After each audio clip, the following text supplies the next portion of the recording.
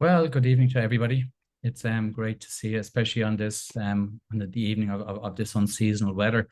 It's absolutely amazing out there. So hopefully you've been able to enjoy some of it. And but look, today here we are again, and again these sessions, as you know, they're all part of our monthly masterclasses that we're offering to all of our past and current clients. Okay, they're on the last Wednesday of every month. So if ever you're in doubt, just check that, and we'll be here. Just again, just to add on to continue the support that the whole program is all about. And for those who have registered now, a lot of people have registered, but you just can't attend. So this will be sent out as a recording then to probably later in the week or even next week because of the bank holiday weekend. So we're going to be going for about 45 minutes. If there's lots of questions, we'll go on for the hour. And in this session, we're going to be talking about the topic of just unwanted behaviors and those thought patterns. And along with that, we'll be working on eliminating addictions and being free of those mental restraints. Now, I do encourage you to have your camera on because it makes it more personal. It makes it easier then for you. But it is an option for you. Now, some of you will have come to us to stop smoking or for weight loss, insomnia, phobias, or anxieties, and so much more. And you know that these are only the symptoms rather than the actual problem. And the whole point of this program is actually about going deeper than those symptoms and being able to even to eliminate them, so that by resolving them at the very core, it means that they don't come back.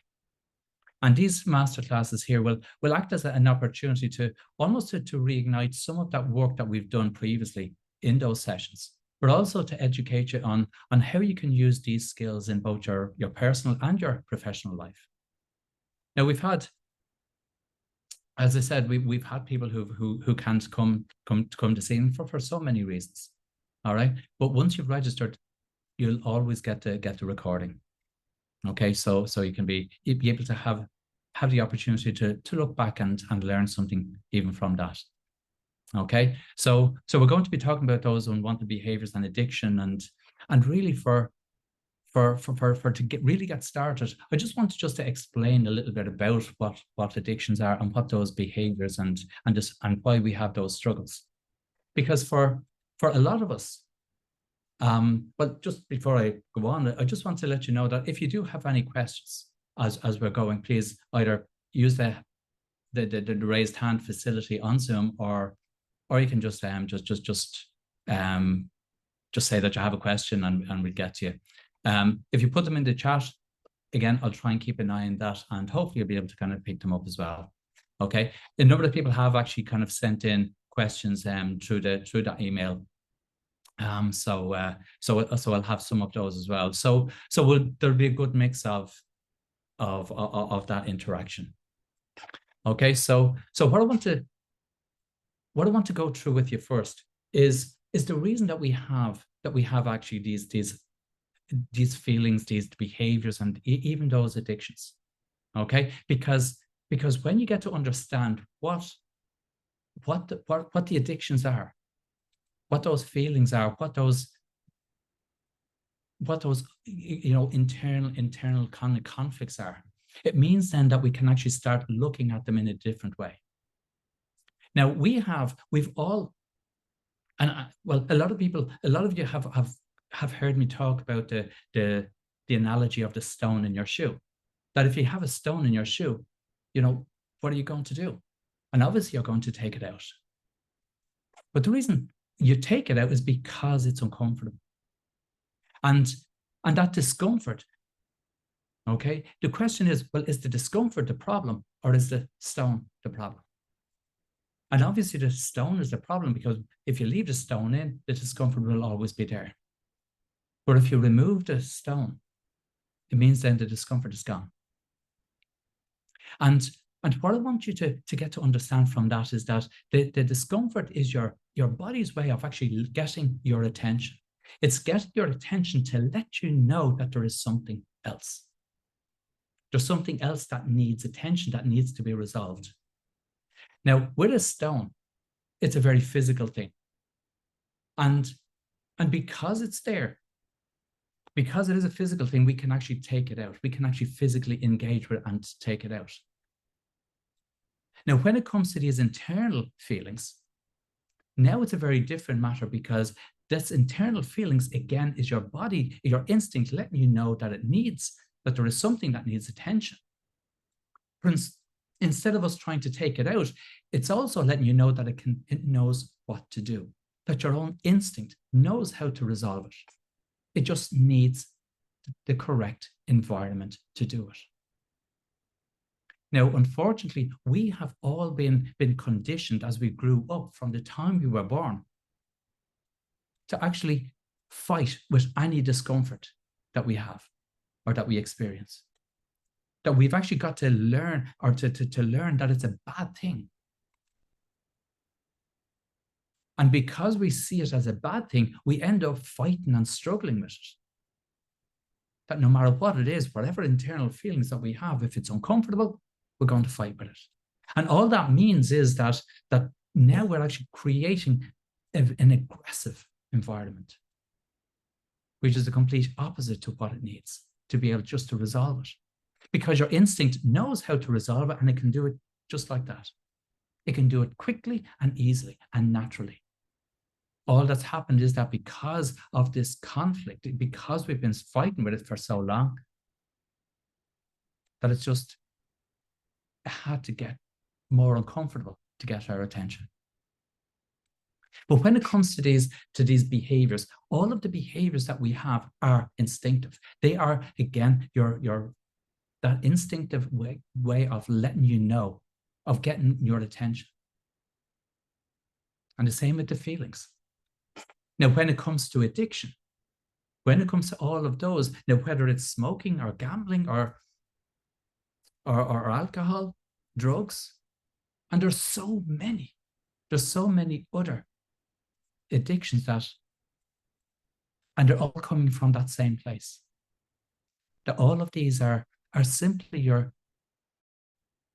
they are indicators from your own instinct, from your own body.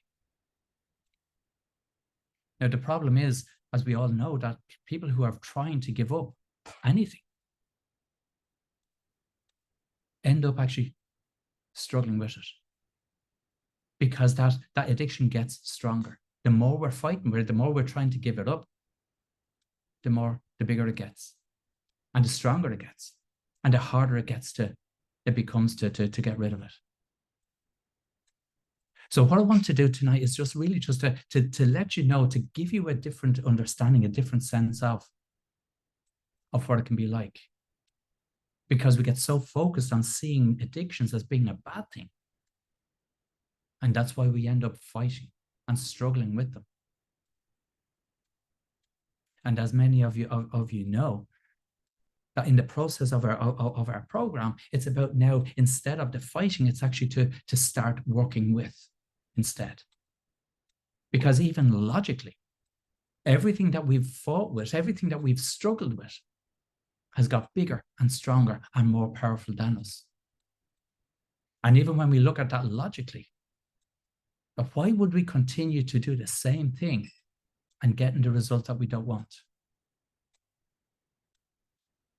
That instead of that, it would make more sense to stop doing what's giving us a bad result and do anything else instead. Unfortunately, because we've been conditioned to struggle, that's all we've done. We didn't know any better. And our mission and our passion is to let people know that there is a different way, a better way. That whether it's addictions, whether it's feelings, whether it's powerlessness.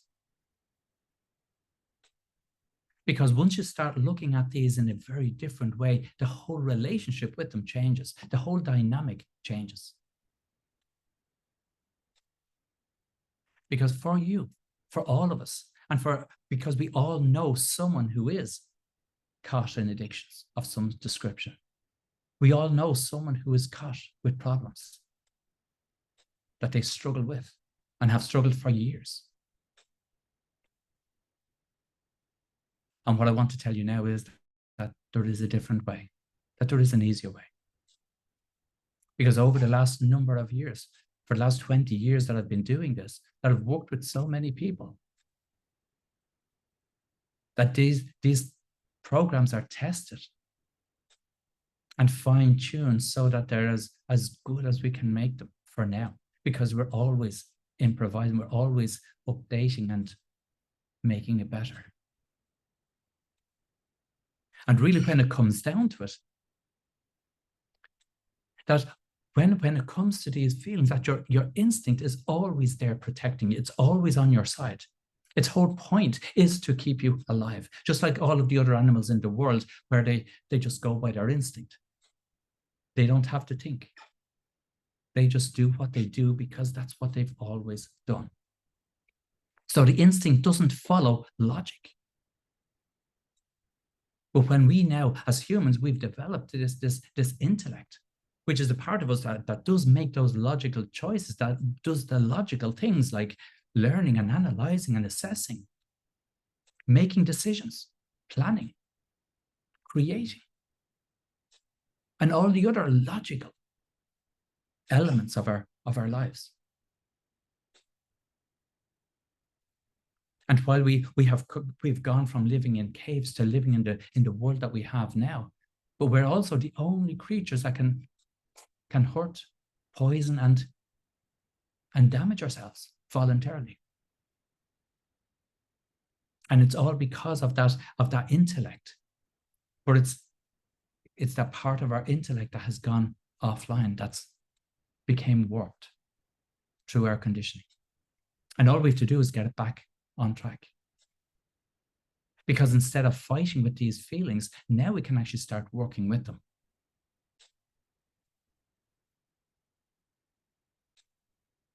And I have, just as a way of explaining it, that this is just a ruler.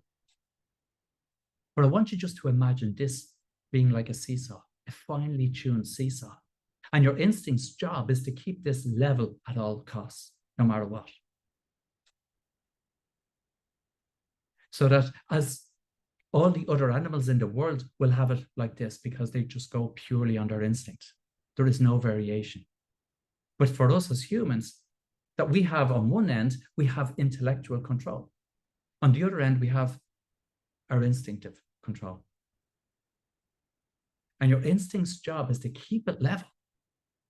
So that any time that we're actually beating ourselves and feeling bad and punishing ourselves, we end up putting pressure on this end.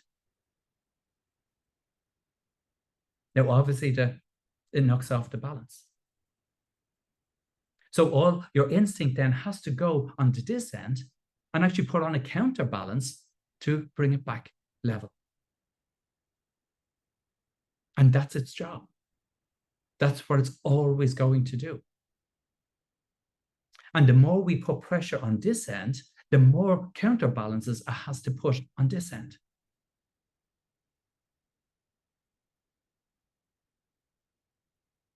And as we grow, that's all we're doing. We're putting pressure here, and your instinct is always counterbalancing. And as these on the counterbalances, as they grow, as they become stronger, as they become bigger, these become the problems that we have. And these become the anxieties and the frustrations, the powerlessness. These become the behaviors and the addictions. And these are not anything other than counterbalances. Because these have always been, on this end, they have always been experiences that we've had, that we've enjoyed. So your instinct is always trying to get you to feel better. But because it doesn't follow logic, now we're actually working against ourselves. So all the addictions on this end are there purely to help you. Our problem is that when we don't like these, we end up fighting with ourselves, putting more pressure on this end. But as we put pressure here, we need a stronger, bigger counterbalance on this end.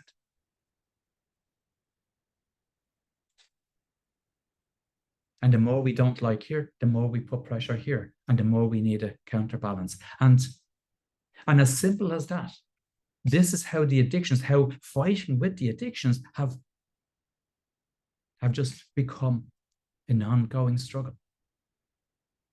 Because even going into, in some way, whether it's in rehab and they get rid of the counterbalance, where they get rid of an addiction, all that's going to happen is that it's going to knock off the balance. And your instinct will either replace it, put it back on, or it will get another counterbalance to keep it level. And it becomes that ongoing struggle, filled with fear, dread, and powerlessness. But we know that, like that, and particularly as part of this program, we know that because they're counterbalances, there is no need to look at them here. That all we have to do is fix here. We all just have to stop this pressure here, because once we stop this pressure, when we take this all away, it means now the balance is off again. But your instinct now can offload these counterbalances, so that all of these can now just fade away, just drop away naturally.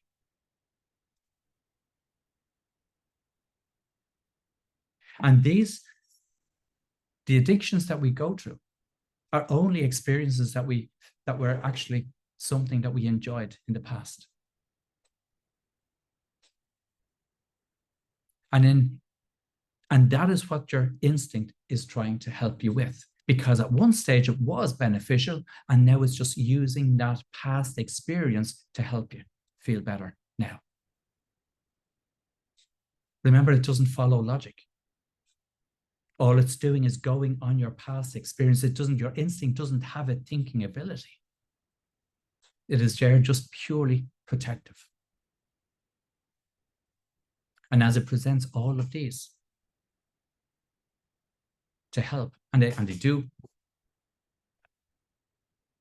have some benefits, but then the problem is that we end up beating ourselves. We end up punishing ourselves and giving out to ourselves because we don't like it, which now creates a new and reinforces the need to have them.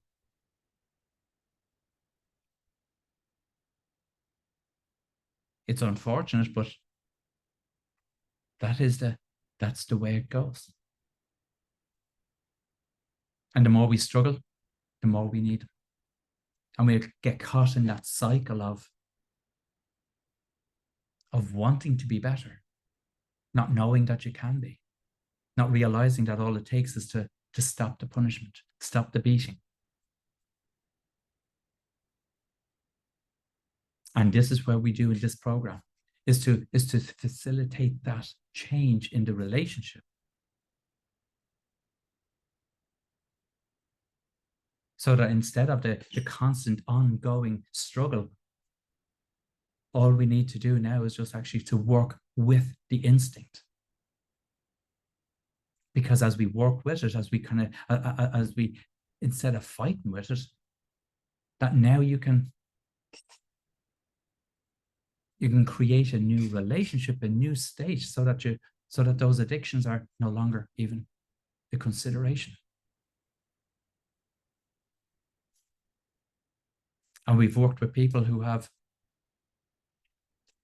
again, from smoking, which is obviously something that's very popular with hypnosis, but also alcohol and drugs. But also the gambling, which, again, gambling would be a compulsion, but it's the very same. And there's so many other compulsions and addictions that we deal with in the very same way. And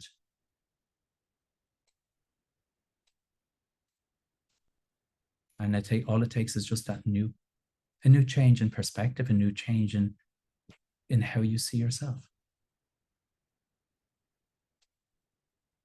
So that the addictions themselves are not the problem. What is the problem is how we how we end up punishing ourselves, how we beat ourselves, giving out to ourselves, because that's what keeps it ongoing. That's what keeps it, because you know that how aggressive we are to ourselves. You know how we speak to ourselves. There's things we say to ourselves that we wouldn't say to an animal. And all of that beating ourselves, all that punishment, that self-degradation is there all the time. It acts as an undercurrent. It acts as an undercurrent to everything that we do, so that even when we're asleep, even when we're at our most relaxed, that undercurrent of conflict and aggression is still there. And while many other therapies end up trying to just patch the top, because that undercurrent is always trying to just spurt out to try and get relief. And we try to distract ourselves from that discomfort.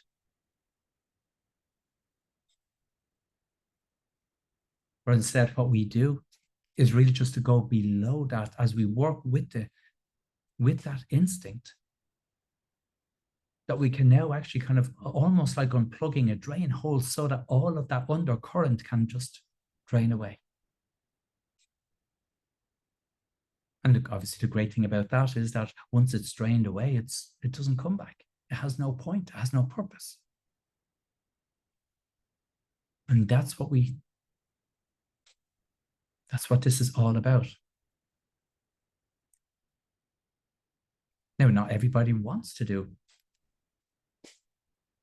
Not everybody wants to clear it in this way. Not everybody realizes that it can be so easy. And that's okay. Because there's so many other possibilities for them.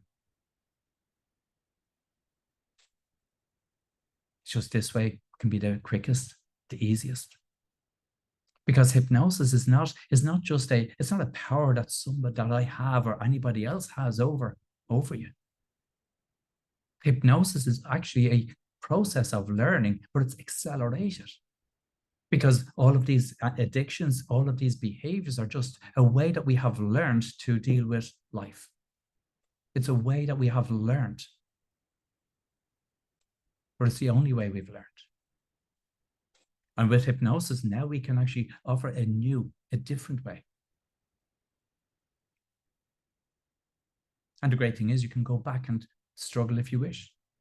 But then why would you? And it means then that once this is done, once that is cleared,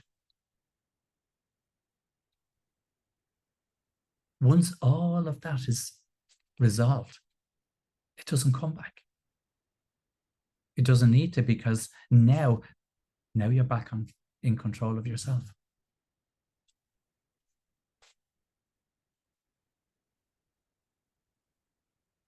So I just want to throw it out open to you now.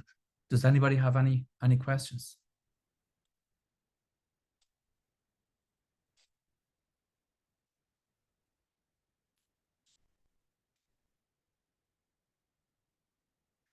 Okay. Fiachra, can you hear me? Yep, Gavin, yep. Go ahead. How's it going? How are you keeping? I suppose I have the worst addiction, and it's negative self-talk, like constant, and that would be the hardest addiction for me. You know, I see other things as small vices. We're only human, but like the addiction to negative self-talk, and it can make me feel better if I say it to my partner, you know, how stupid I am and all this kind of stuff. Yeah. You must enjoy it. Yeah, I did. Yeah, there's bits of me that does enjoy it, but now you see, now I can see it. Like I not to trust any of the feelings, the thoughts, or anything, you know. But I can still go there with it as well. Yeah, it's always an option. The struggle is always an option.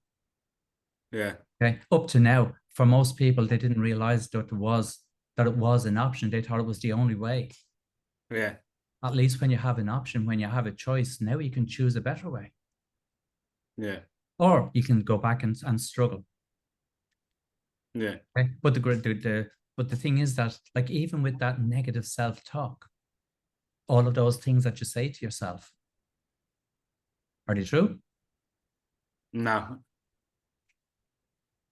But you see, sometimes I can't see it, but Yeah, people around me see it, and they are like, "What are you talking about?" yeah. And the And thing is, and you're absolutely right, like, because when we look at ourselves, we only see what we don't like about ourselves. That's part of our conditioning, is particularly here in Ireland. You only see what you don't like. You miss out on all of the qualities that you have. Now, everybody else sees all the other qualities. They don't yeah. see what you see. To see that bit, I find hard, Yeah. because people would say like I'm creative and stuff, but I can't see it, and I hate when people say it as well. You know, Yeah. uh, it's yeah. So I just then completely like shut myself off from that side of myself, like Yeah. How's that worked so far? shy. Yeah. Because again, the more you fight with it, the more it actually kind of comes back, because it's, again, that's not the problem. It's because that is, again, your body's way of getting your attention. Now you can actually start listening to it. Okay. But again, as you know, as part of the program, this ongoing support is there so that you don't have to struggle. Yeah. You don't have to struggle, because what's the point? Mm. Now, if you're happy to stay struggling, great, keep it up. But if you're not, No, I'm not. I'm definitely coming out of, for sure. Like yeah. it's, Well, I'll tell you what, Gavin, give me a shout. yeah, yeah, All right. Because you're not supposed to. yeah, All right. You're not supposed to have any of these discomforts. These are just, again, letting you know this is not you. Because if it was you, would be comfortable, wouldn't it? yeah, All right. So yeah, let's just iron it out, because all it is just that little tweak. Because obviously, yeah, you're right. You can't see what they can see, and they certainly can't see what you can see. yeah, But yeah, but again, the opposite is also true. You see the qualities in all of those other people, but yeah, they can't. And they will deny it because they only see what they don't like about themselves.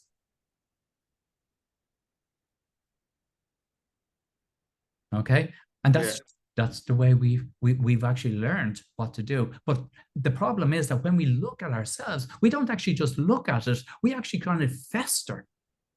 And because instead of putting the energy into actually beating yourself and punishing yourself because you don't like you, well, actually, now you can put that energy into actually making them better, improving them. yeah, So much easier. But it's also so much more fulfilling, because now, instead of fighting with yourself, now it's a process of self-improvement, because you're growing. Because, particularly if you're willing to learn, particularly if you want to feel better, that's what accelerates it. That's what makes it quicker. Okay? yeah. Does that make sense?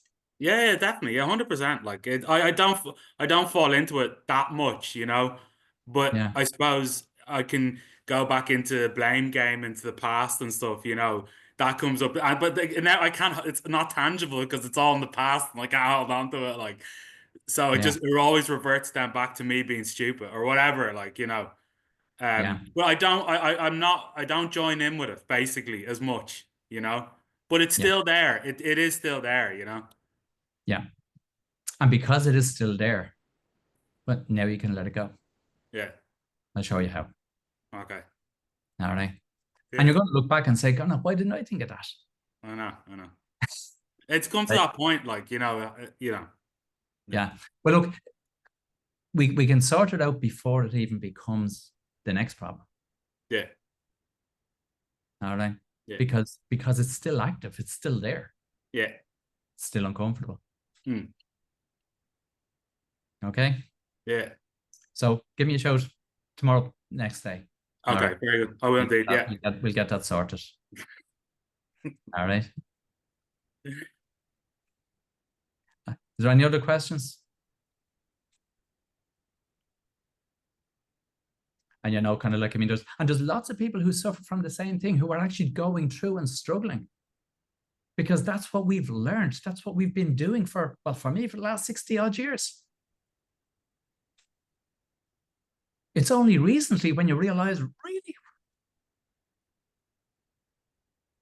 could have saved so much time, so much energy, so much, well, frustration. But while we can't change the past, what I would love, and what my hope is that when people get to understand what they can do, well, hey, now you can teach our children, you can show other people, so that they can start getting back in control.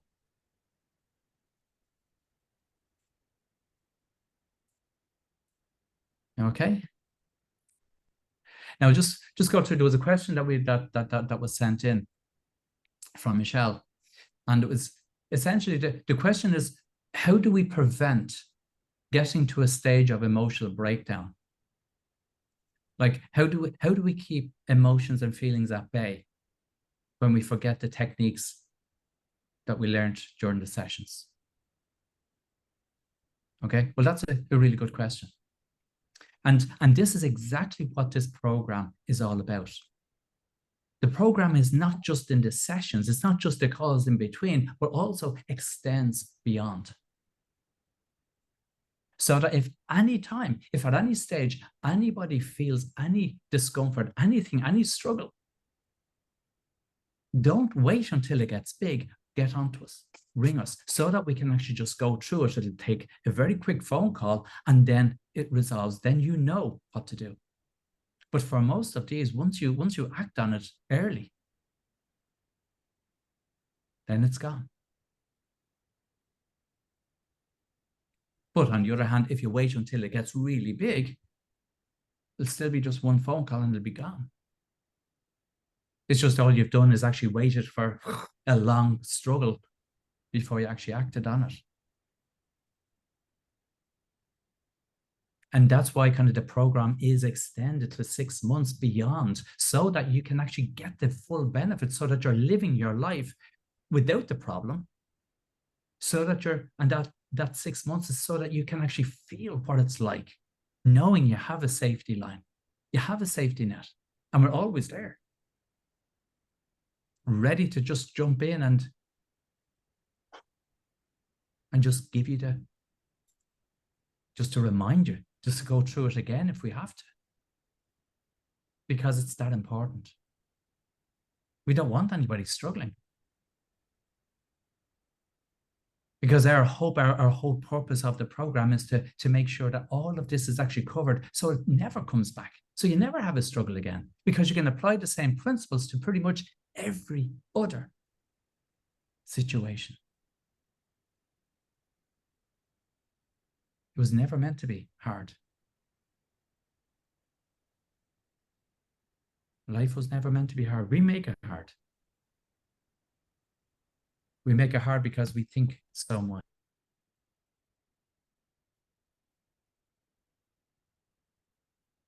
And just almost like let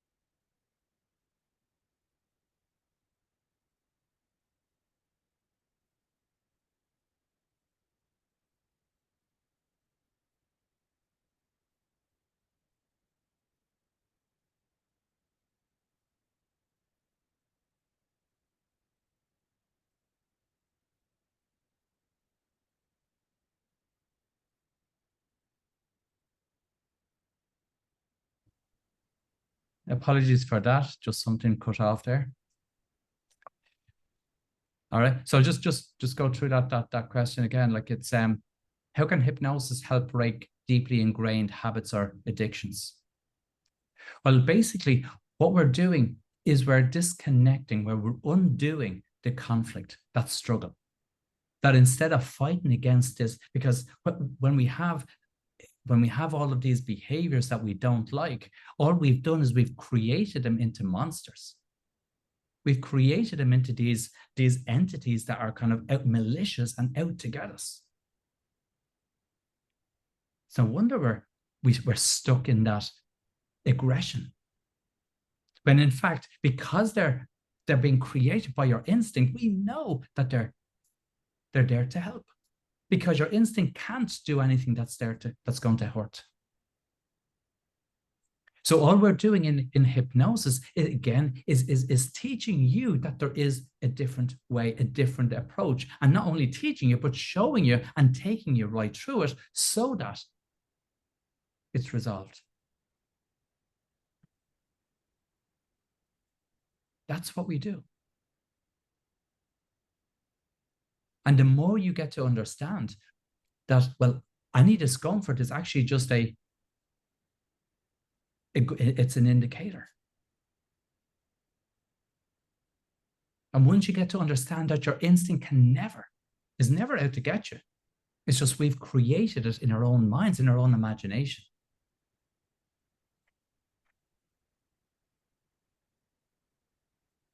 So I hope that answers that question. And the next one was, what are some of the common misconceptions about addiction that hypnosis can help to address? Well, one of the biggest misconceptions is that you're stuck in addiction, that you're stuck in any behavior. That is the biggest misconception. And the only reason that we have that misconception is because so many other people did get stuck, because they got stuck in that conflict, in that struggle. And again, hypnosis is just it's a process of learning, but it's an accelerated process in a very short time that you can actually get to understand it so much easier. Because it's not just about kind of talking and explaining it logically, that there's a practical application that when you get to feel it, when you get to really experience it in real time, that it makes it so different. It's not magic, but it can feel like magic, that it can happen so quick. And then another one, I was just reading it, it just follows from that. How long does it typically take for hypnosis to create a noticeable change in behavior? And the answer to that is moments.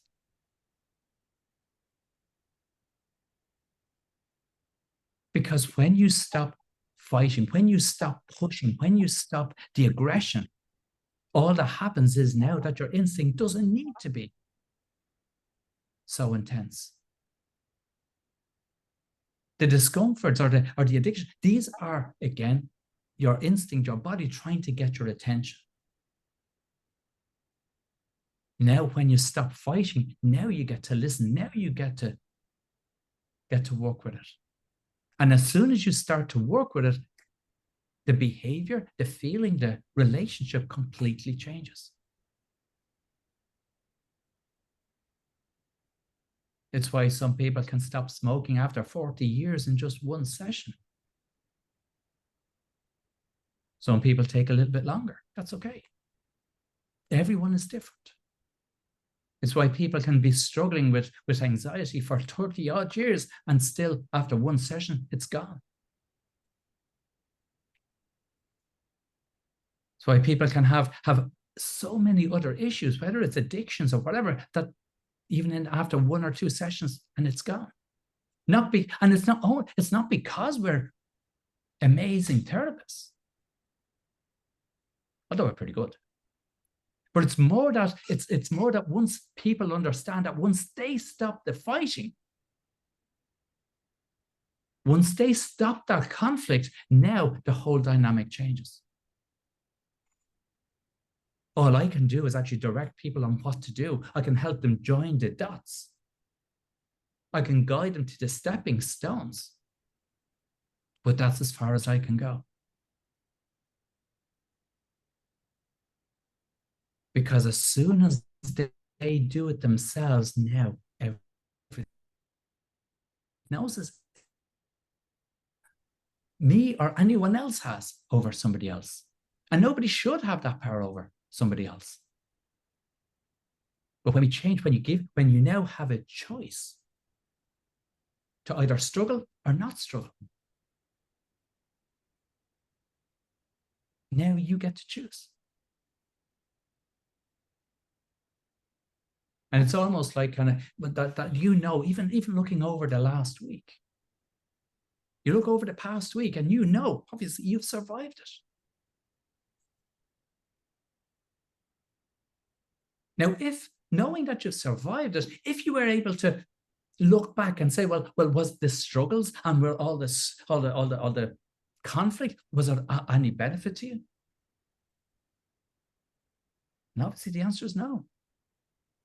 And if you could go back in a time machine, if you went to go back to this time last week, and you knew that you were going to survive, and you knew that you were going to have to go through everything as you did, but now you could choose either to do it with the struggles or without them, which would you choose? Obviously, you'd choose without. So much easier. Especially when you know you're going to survive anyway. You know you're going to deal with everything. You know you're going to get through. So if you were to go back, well, obviously, you'd be able to do it in a much better way. And now again, looking into next week. Now, are you going to survive next week? Yeah, of course you are. If you're not, it's not going to matter anyway. But let's imagine you are going to survive next week. And this time next week, you'd be looking back on this coming week, wondering, oh, well, was any of the struggles, were they of any benefit? Of course you say no. And if next week you had the chance to go back in a time machine, knowing that you're going to survive, would you go through the week with the struggles or without? And of course, like last week, you'd say, oh, God, I'll do it without. Because it's so much easier. Because there's no benefit in the struggles. You've done it for years. How has that worked out? So now, instead of waiting until next week, wishing you had a time machine to come back to today, now you can just live tomorrow. From this moment, you can live tomorrow and the next day without the struggles. Knowing you're going to survive it, knowing you're going to get through, and knowing you're going to learn as you're going. And all that means then is that there is nothing that can stop you. Is everything going to go perfectly? No. But you can either approach it with struggles or without them. And instead of waiting for that time machine to wish you could come back, now you're able to apply it now because you know you're going to survive. You know you're going to get through the next week. So act on that. And it makes it so much easier, even to be able to make that choice yourself.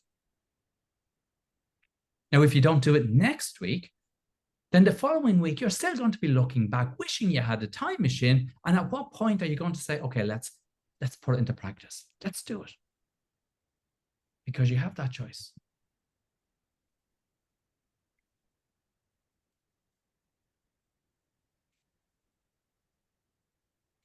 Okay. And again, just want to open it up. Like if there's any questions, just jump in.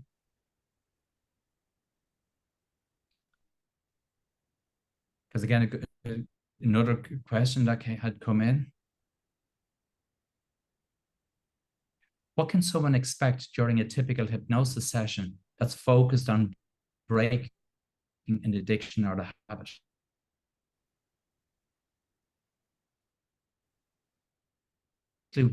What we're going to do is look at the relationship with the problem, with the discomfort itself. And all that means is not looking at the problem, because what they see as the problem is actually that discomfort. But we're going to now changing that around, getting them to see how different it is. As they get to see it as a protective response rather than this threat. And then as we do that, we're going to now just simply change that relationship so that instead of actually fighting with it, now they get to work with it. Now they get to understand it in a much better way, in a more natural way, in a more logical way. Because once they do that, for many people, for most people, most of the problem then is gone. Most of that discomfort is gone in that first session. Only because the relationship has changed. And then after that, we're going to build on the rational part of it so that they get to understand. And we do that in the second session. And the third one is just to make it permanent, to bring it all together.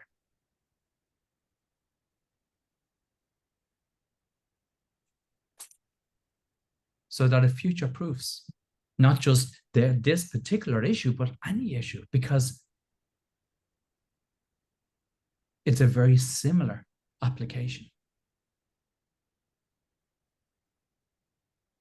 But can hypnosis help with more than one addiction or habit at a time? Absolutely.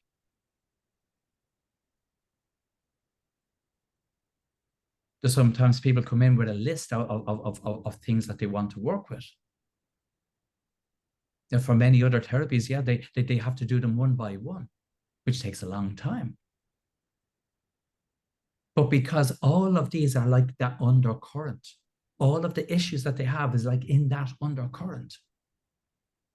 But once that undercurrent drains away, everything is gone.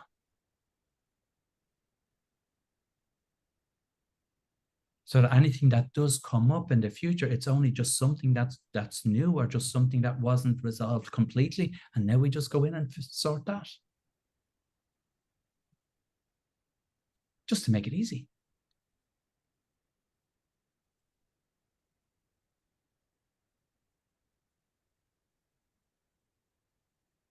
And then for the last question, then, like, how can someone identify the underlying emotional or psychological triggers that contribute to their unwanted behaviors or addiction? And I have to say, those have been amazing questions tonight. And the answer to that is we don't need to. Because most people that come in, some want to know where it came from. They want to know, because it's for a lot of behaviors, people think, oh, it's because of a past trauma or a childhood experience or something that happened along the way. But we know that none of these, while they may look obvious, that your instinct doesn't follow logic. And you can understand it all you like. And you can go into in-depth ways to try and understand your past. And many do. And even after years of therapy, and they still have their problem. The understanding it is the intellectual, is that logical process. But it doesn't actually then resolve it, because your instinct is the only part that can resolve it. We're just going straight to the source. We're going straight to the part and working with the parts that can actually resolve it, because that's its job. So looking to get to understand, well, yeah, we can do that afterwards when it's gone. What I've found personally is that when I do go back and actually ask, now, do you want to know where it came from? No, because it's gone. There is no need. And even for the most analytical of us, because it's gone, it's not even a consideration anymore.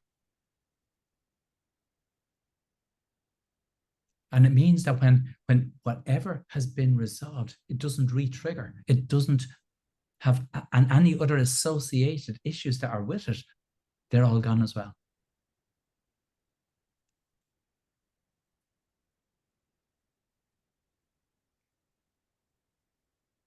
Okay. So again, is there any?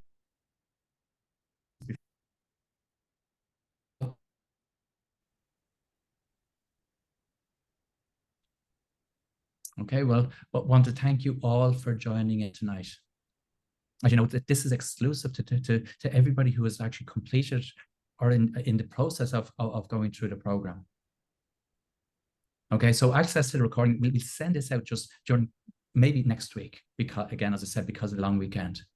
So you can just keep an eye on your emails. Okay, but you will receive an email in about 10 minutes or so. So please write it down with any questions that you have, or anything that you want to ask for next month. Our next masterclass will be on the last Wednesday of May, which is the 28th. Now you will be notified anyway. Okay, the next topic is going to be all about stage hypnosis or street hypnosis. Because a lot of people wonder, is it real? Does it work? Why does it work? So I'm going to be explaining a lot about that and what the application is and how. Even how the stage hypnotists actually work, how they actually choose the people. Now, if you're part of our deep relaxation hypnosis sessions, which is on a Wednesday afternoon, well, we're going to see it in 2 weeks' time. The last one was today. So if you haven't signed up yet, you can get more information then in that email.